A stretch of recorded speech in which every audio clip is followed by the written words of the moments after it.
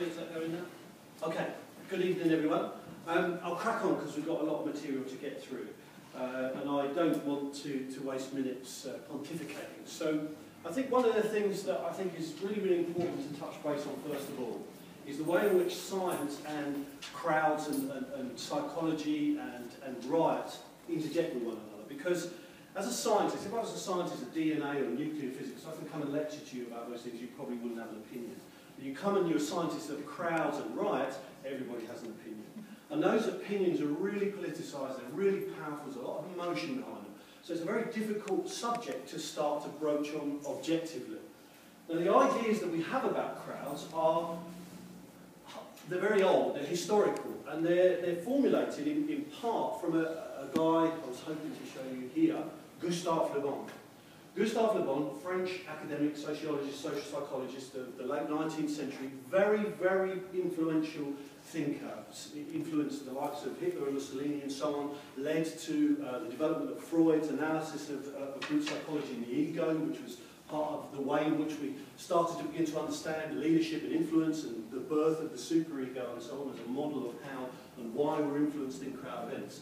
This guy was incredibly influential. He was also a race scientist. He had the idea that, that different races and eugenics and all that kind of stuff. Very powerful, very pernicious thinker, very political. And the ideas that he came up with in his book, The Crowd, in 1895, have had a profound influence on the way that people think about, understand, and politicise the crowd. And the discourses surrounding the crowd can be broken down into general narratives. And the general narratives are, in part, about submergence, the idea that ordinary people go into a crowd. And when they go into a crowd, they become anonymous. And once they become anonymous, they kind of get swept up into the mob psychology. They lose their individual civilising personalities and they become part of the mob. They become atavistic, hostile, violent. And the crowd is some pathological intrusion into normally civilised society. This idea of a loss of identity, a loss of meaning in the crowd, is what drives crowd violence. Another narrative that we have, and you'll see it more popularly in terms of football violence, is the idea of the convergence of the pathological. That violent crowds are violent, not because something happens to ordinary people, but because violent crowds are populated by violent people. So if you think about the narrative of football violence, why do we get football violence? Hooligans. The notion that there are these people predisposed to violence who converge on football crowds, and because they're in the crowd, that's why we get violence. That convergence theory is also a dominant and powerful narrative. But in actual fact, what we tend to find in our analysis of these narratives of the crowd is a combination of those two things, a combination of submergence and a combination of submergence and convergence theory. And what we need to understand about these classic crowd psychologies is that they were born in a period of political turmoil, that they came about within the institution of science, not because science was there to provide some objective, enlightened truth, but because the crowd posed a fundamental threat to capitalist society. That revolution was a political reality in France, where a lot of the ideas were coming from, and that central to that political instability was the crowd. It was the crowd on the streets of Paris, and it needed to be understood. Not because people wanted to understand it for the sake of understanding it, but because they wanted to use that understanding as a technology of social control. And the crowd psychology was born as that technology. And it's incredibly politicised, and that's partly where crowd psychology has come from. Now, the fundamental difficulty with these narratives is they don't actually explain the phenomena they purport to explain. When one analyses what crowds do and how crowds behave, if you take these narratives which form our common sense of these events, they don't actually explain what crowds do. Now, if you're a scientist and you're trying to develop a theory, one of the criteria that we should apply to that theory is its capacity to explain the phenomena it purports to explain. And if we have a scientific theory that doesn't explain the behaviour of that phenomenon, it's flawed, it's useless. Imagine having a theory of the atom that didn't explain the behaviour of the atom. What would you do with that theory? You'd reject it. But for some reason we don't do that with crowd psychology. I wonder why. And therein lies your question. What we have here is a theory of the crowd that has for over half a century been discredited. That process of becoming discredited began in social history. And we've recently seen the loss of one of the great historians of the 20th century. Those great historians, Rude, Hobson and so on, were great historians because they began to analyse the behaviour of the crowd in social history. And they began to question the dominant theoretical analysis that was put in place to explain the behaviour of those crowds. And they were able to do that because what they did was to draw on the historical record to show that crowds behaved in a normative way. They weren't random explosions of violence, that actually there were patterns, and that there was a very coherent ideological structure to that pattern, that crowds weren't mindless, they weren't randomly pathological, randomly destructive, that they had a significant normative structure to what it was that people did collectively in those crowd events. And if that was the case, it meant that crowd psychology had to be rejected. And yet it wasn't rejected. What we see is the maintenance of this theoretical model in mainstream theory and popular discourse. When one looks at those patterns of collective action in the social historical record, what these theorists began to understand, particularly in social history, is that the pattern could be understood in terms of class relationships. That the emerging capitalist infrastructure and social relationships of industrialisation were behind what was happening in these riots. That the poor were disenfranchised by industrialisation. They didn't have the votes. They were systematically placed in subhuman conditions, exploited, not given a political franchise, underpaid, kept in unsanitary positions. And the only way that they could resist that was by rioting in the crowd. And what they did in those riots reflected that class reality. It reflected the class structures of the emerging industrial capitalist economy. And that what was going on here is a form of collective action, a form of collective psychology that was emerging in those collective relationships.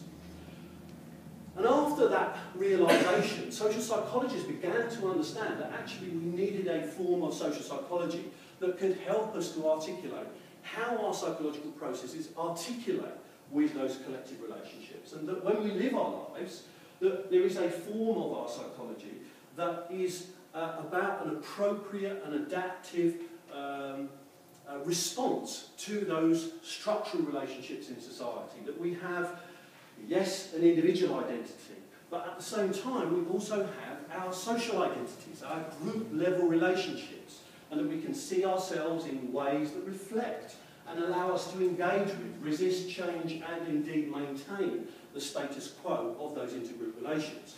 So, for example, yes, I'm Clifford and you are your own individuality, but at other levels we also share identities about our gender, about our nationality, about our political affiliations. And that psychology is fundamental to helping us understand how it is that crowds come to behave like they do. That the patterning in these crowds events reflect the actions of those group-level psychological processes. And that helps us to understand where these norms come from in the crowd events that the social historians were observing.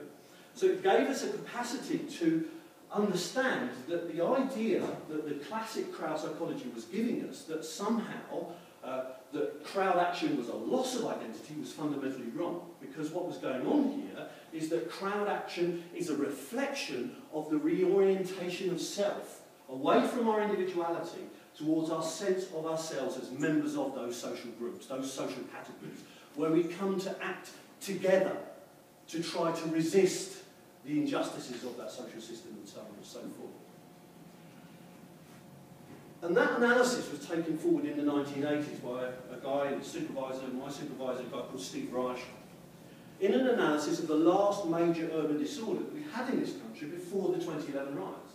We will remember, in the 1980s, the summer of 1980, in a city not too far from here, there was a major urban disorder, the St Paul's riot. And our understanding of riot changed fundamentally through that event, because Steve was in Bristol in the psychology department at the time, as part of a group of psychologists driving forward with this social identity approach, who was able to study the riot from that theoretical perspective. And what he was able to show was, like the social historians, this riot too was not unstructured random violence. There was a very clear structural pattern to the behaviour, to the collective action that occurred in that event. That the collective violence wasn't random, it was targeted at a specific group. And there's no surprises for guessing what that group was. It was the police. That the collective violence that happened in these riots was collective only against the police. When violence started to happen towards other groups, towards other targets, it didn't become collective. It remained isolated, small scale, and relatively insignificant in relation to the broader pattern of violence that we call the riot. So this notion that it was somehow random and didn't have this pattern was again rejected. But this time we're in a position to see the emergence of a psychological theory of how that collective action was possible. That first of all, we have to accept that the collective action wasn't random, it had a pattern. And what was significant about that pattern was that it was meaningful to the people that were involved. Speaking to people who were involved in that riot, it wasn't that they said, oh, suddenly I lost it, and I woke up and look, there was all, what happened there? It wasn't that they lost meaning, they lost their sense of self. It was very meaningful to them. What happened made sense to them, and it made sense to them in terms of their underlying social identity. In this case, to be black in Britain in that particular historical period, which was defined in terms of oppressive practices. That being black meant being on the receiving end of racism, right, left and centre. And that the riot, what happened in that riot, was reflective of that sense of collective self. And the targets of that violence were those agencies who were seen to be the main arbiters of those oppressive practices. So what we see with the analysis of this riot is an ability to start to analyse it in terms of meaningful social action, determined by the nature and salience of a group-level identity. Now this work was very important because it helped us to drive forward, as psychologists, towards a more coherent and powerful and parsimonious theory of this action. It helped us to understand what was going on at the theoretical level in a way that would never be possible with classic theory. Such was the power of this that we began to drive it forward into asking questions about the origins of riots. We could begin to explain what was happening to people once riots had already broken out. But it left this big question about, well, okay, then how does a peaceful crowd become a riotous assembly? And the question of my PhD was focused on that at the time of the poll tax riot. We will remember, I hope, that the poll tax riot, 31st of March 1990, perhaps one of the largest urban riots of the 20th century, took place in central London.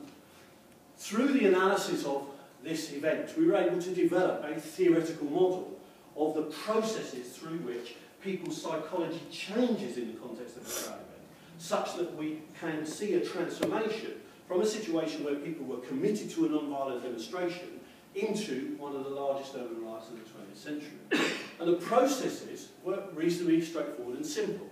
That physical crowds contain different psychological groups, and in the context of these situations, you may have some groups who become confrontational, become disruptive. But in those circumstances, the police have a particular way of responding. They tend to use force, and they tend to drive that force against crowds as a whole. They're relatively indiscriminate in their use of force. It's the nature of these tactics that they are, by their very nature, indiscriminate. And what happens in those contexts is that they create a psychology that wasn't there before. While people in this circumstance might see themselves as different, once they've been treated in a uniform fashion by the police, they tend to come to see themselves as united in opposition to what they see as illegitimate police action. And that unity empowers them, not just to see that the actions of the police are wrong, but also to feel united and powerful enough to be able to resist the police.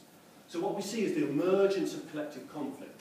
That, of course, increases police concerns about the disorderly nature of the crowd, increased police intervention, and an upward spiral of escalation to this massive riot. Now, the immediate reaction, of course, is people say, oh God, this is terrible, we blame the police, this is just political. In actual fact, the complete opposite is true, because where we begin to understand the dynamics of crowds, for the first time ever, we can actually use that understanding to help the police crowds in ways that undermine the potential for the escalation of disorder. And one of the key issues here is that if the police can maintain perceptions of legitimacy, because we know perceptions of illegitimacy are fundamental to a riot, then by definition, you can avoid a riot. Now forgive me if I'm wrong, but I always was working under the assumption that public order policing was about the prevention of disorder. So this is clearly a useful tool in that particular project. And that's precisely what's been happening. We've been able to use that science to drive forward a particular understanding of crowds and its relationship to public order policing. But injecting science and evidence into policing is a massive challenge. For over a decade, we were looking at a police force in this country that was still perpetuating police training based on classic theory, even though they knew that this science was in place. And it took the death of a guy called Ian Tomlinson and the political crisis that grew up around that death to create enough political momentum to bring about this thing, the Adapting to Protest Review. 2009, the government's main regulatory authority for the police, Her Majesty's Inspectorate of the Constabulary, produced this document. And in that document, we see for the first time an acknowledgement of our scientific model as the way forward in understanding crowds. And 3 years later, the police reform process, I kid you not, is incredibly slow, we begin to see these guys, liaison officers, in the context of public order policing, trying to use dialogue, communication, and genuinely trying to create a relationship with protesters, even those involved in direct action, to try and maintain a legitimacy and also to create a more accurate understanding of what's going on, such that if it does become necessary to intervene with force, that force is much more likely to be differentiated against the actual causes of the problem, and therefore to avoid the kinds of indiscriminate interventions that we saw in the context of the poll tax riot. So all of this stuff is cascading out into police reform, we're seeing policy reform and so on and so forth. And it was producing, is still producing, a relatively important development both theoretically and practically. And all of this stuff is telling us something. It's telling us something fundamental about how we need to understand crowds. If there's one thing that crowd psychology tells us, it's that if you try to take riots out of the social context in which they arise, and from these interactions between the police and the crowd, you will never understand them. That's what science tells us. That's the body of evidence, the body of theory. That's where we are in science. And then we get this, the 2011 riots. And it was as if that science had never happened. All of a sudden now we're confronted with the mad mob, the notion of some underlying pathological intrusion into society. This was a dominant discourse around the riots. And in this context, woe betide you if you started to talk about context. Because once you started to do that, you got attacked, you got vilified. For some reason, to start talking about the context wasn't just wrong, it was fundamentally immoral. That you were somehow siding with the rioters. You're either with us or not. And the notion that you could somehow start to problematise this discourse was somehow fundamentally wrong, and that you were immoral to even contemplate that kind of analysis. And instead what we see is this kind of notion, that somehow the rioters are scum, and that somehow we should be sweeping these people off our streets, that the reactionary position is the way forward. Because, let's bear in mind, the riots is nothing more than a convergence of people predisposed towards violence. That's why they happened, according to this particular discourse. But of course, the evidence straight away didn't start to match up to those discourses, inevitably, because they're fundamentally flawed. How could it be the case that it was all about people who had some kind of criminal pathological background? Because by Friday, people were appearing in front of the courts. And one of these people was this woman. Do you remember who she was? An Olympic ambassador. Absolutely untouched history, no history of criminality, was actually put forward as an ambassador of youth in the bid for the Olympics. And here she is in front of a magistrate because she was involved in the riots. It didn't sit, it didn't fit what was going on. And what we see is academics stepping into the fray saying, oh, well, it's all about submergence, it's all about de-individuation, it's all about the loss of self. Even ordinary civilised people, when they get in a crowd, can lose that sense of themselves. And therefore, we see an outbreak of violence and rioting because it acts a bit like a disease and it spreads a bit like a disease. There's a contagion. There's no rhyme or reason to it. It's just a pathology that spreads like wildfire. Now, prior to the riots, I've been in the game of riot psychology since I started in 1989. And most of my academic career, people have said, what do you study that for? And I'm this weird bloke over here who does stuff on crowds. The day after the riot, I'm surrounded by crowd experts. Everybody's stepping into the fray. Gary here, epidemiologist, never published, well, he published one paper on the spread of violence in America in the 1970s and nothing since. But it wasn't just that. Here's the president of the British Sociological Society telling us that crowds are irrational. Crowds don't have motives. That's far too calculating and rational. So even mainstream academia was contradicting the scientific evidence that we've been putting together for over 30 years. Just kicked it into touch. Not relevant. How so? How is it that the science of social psychology that has this powerful theoretical model, that has produced all of this powerful empirical evidence, is so completely and fundamentally ignored? But what's important about that is not just the fact that it was ignored, that it was replaced with this notion of the irrational. And why that's important is not just because it's about an explanation, it's because that explanation has consequences. It has consequences for how we as a society think we need to react. So don't forget the other discourse that happened in the context of the riots. Who was to blame? It wasn't just the rioters, it was also the cops. And what was wrong with the cops? Too bloody soft. Didn't go in hard enough. They should have cracked heads earlier, shouldn't they? They should have gone in. They were too slow, too timid. That was the dominant discourse. And what we see coming out of that, of course, is an analysis that says where the money needs to be spent now, it's not on dialogue police, it's not on creating police legitimacy, it's on these babies, AEPs, accelerated energy projectiles, rubber bullets. And the Home Office almost immediately spent £487,000 on rubber bullets. It was just, unfortunately, the working guns that we had, so it was actually a waste of money. But that's what happened. The government, the Home Office, has undertaken one formal consultation subsequent to the riot in relationship to increased powers. Anybody know what that was? It was on giving the police at superintendent level the power to impose absolute curfews.